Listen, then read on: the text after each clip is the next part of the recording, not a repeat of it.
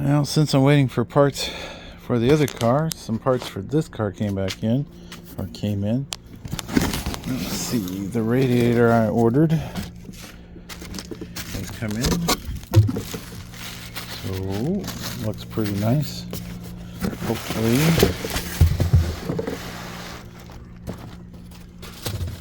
Looks like it made it through shipping no problem. So I guess I'll go ahead and get my coolant bucket over here, and we'll get this radiator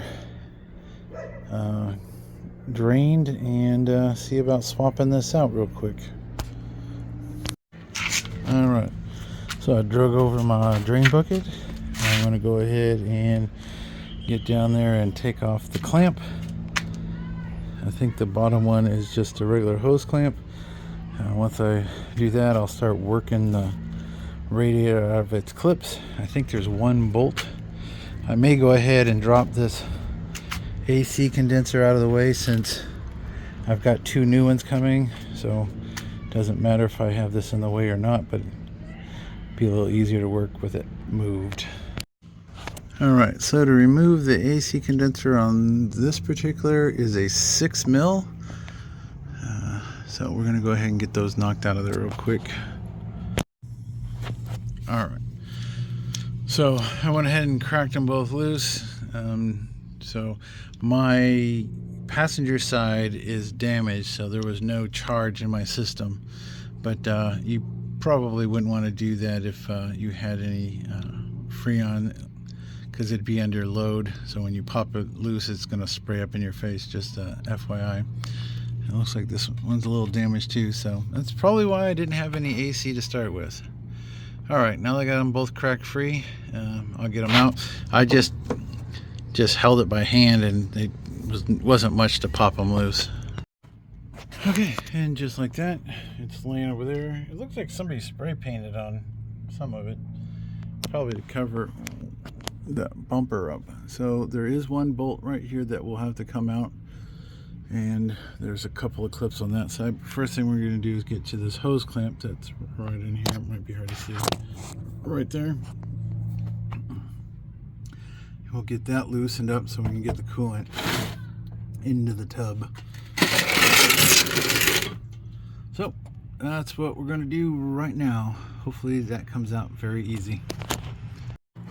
Alright, so I got the clamp completely loose. You can see it spins there. I pushed it back out of the way. Now I'm going to figure out how I can push the hose back. I don't want to damage the hose if I can avoid it. Oh, there is some coolant in here.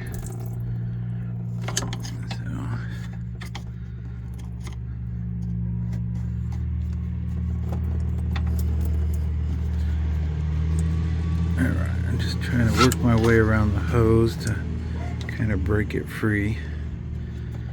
Alright, so I'm going to get my needle nose pliers, I think, and try to push that back. Alright, that actually works pretty good. I got these 90-degree needle nose. I'm able to go around the plastic. It might be hard to see, but it seems like the hose is pushing back fairly easy. So I'm going to go ahead and take this bolt out and undo those clamps. See if we can wiggle the radiator out a little bit and get it away from the hose. Looks to be about 13 or 14. We'll see. Alright, so that was a 13. Now it's off. Now I just got to get those two clamps, clip clamps off. One up there, one up there. And that should allow me to move the radiator a little bit. And I should be able to get it off of the bottom hose that way. So let's get over there and try that. Alright, so I got the two clips off and the radiator still won't budge. So I believe I'm going to have to take the whole bracket off, and it looks like it's held in place by at least 3 bolts. 2 on the bottom and 1 over there. I don't see any across the top, so I'm hoping that that It's easy, but I do have to try to figure out how to get the radiator hose clamp off. That's right there, because for some reason it's pointing down, so I'm gonna have to turn it to get it off, and then I can get that clamp out of there. Alright, so I took the 2 bolts out of the bracket and the one that was on the back side so that I could move everything. I've disconnected the fan, and I've got it away. I've got the bottom hose off. There is a hose clamp here at the top. I need to get a small ratchet in there and see about getting that off. And then I'll go ahead and pull this whole assembly out and see about swapping these over. Apparently, from what I found online, is these are notorious for cracking and leaking, so not uncommon. It looks like it was mostly water. I don't really see much coolant because it's pretty clear, other than the green coolant that was left over from the last time I drained it. So we'll go ahead and get that swapped out. But yep. All right. So yeah, I just need to get this upper hose off, and then I can get this whole assembly out of here. All right. So a small ratchet with a 7mm on it fits right up in there. So I'm gonna zip this out of here. Not too bad. It came right off. Didn't have to really fight with it. And now it just laid away from the bracket, so that makes life a little easier. I'm going to go ahead and pull the condenser, whatever the hell relay that is, out of there, so I can start taking all the clips and everything off that I need to transfer to the new radiator. Alright, so got these little clips off. That was holding the fan shroud and the fan on, and then once you get them off, it just slips right out, so no big deal. Looking here, I don't see any obvious signs of damage or leaking, but I do know that they said these plastic tanks crack quite frequently. I'm kind of thinking it's probably cracked up in here somewhere. That was the bottom side, so we will see. We'll go ahead and get the new one down and start putting it together and making sure it all goes back inside. Now, I bought a universal. It's supposed to be a left-right, so hopefully all of the things plug back in where they're supposed to. It's always a gamble when you buy a universal part. All right, so the first thing I noticed right off the bat is that it has a drain at both the bottom and the top, and that one has a hose clamp on it. So you just take it off and switch over. On this particular radiator, it was at the top, so looks like I am going to have to switch that one out and move it down here. So we'll get that started, and then it looks like everything else just sort of goes back in place. So we'll get that switched out, then we'll put the fan back on, and we'll see about getting it back in place. Be careful. This is a little sharp. It's almost like an old stamped computer case with really sharp edges, so you could definitely cut yourself on that. But so far the radiator looks nice and clean, no damage in shipping, so that's nice. Just comparing the two, it has the same hooks, has the same nodule that goes in there. Everything else looks the same. About the only difference I noticed is that these are 100% plastic and these have metal liners. Should it matter? I don't think it does. But yeah.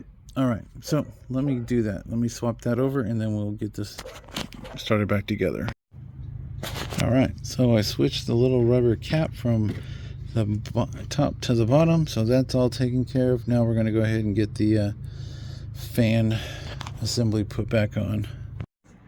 All right, so took a little fiddling to get the ends in exactly and get these clips back into their place, but they are all back in where they belong now.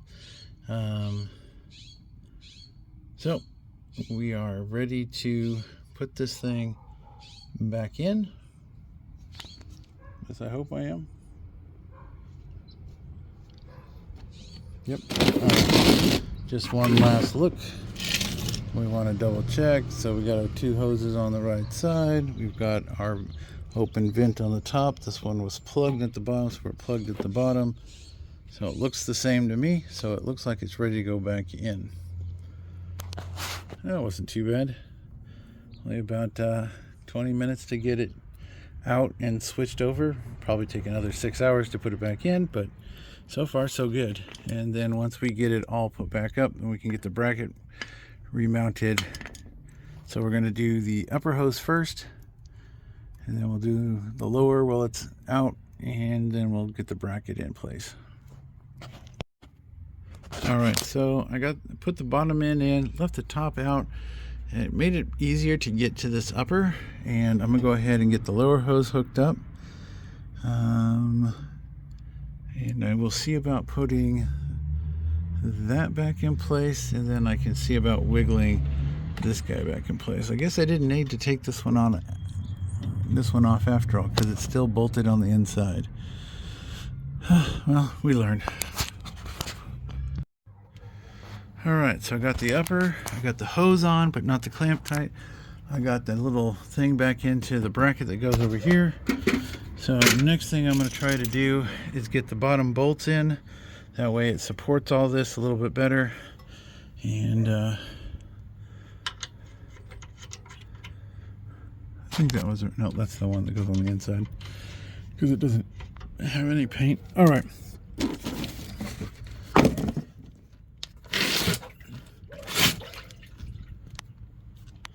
So yeah, let's try to get the bracket up, and then we'll worry about finding all the hardware.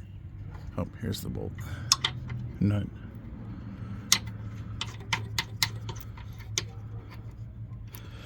All right, moving right along.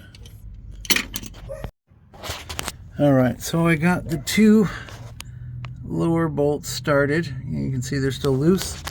I've got that one just sitting on the edge. So last thing I need to do, I've already plugged in the fan unit. It's hard to see it, but it's up in there.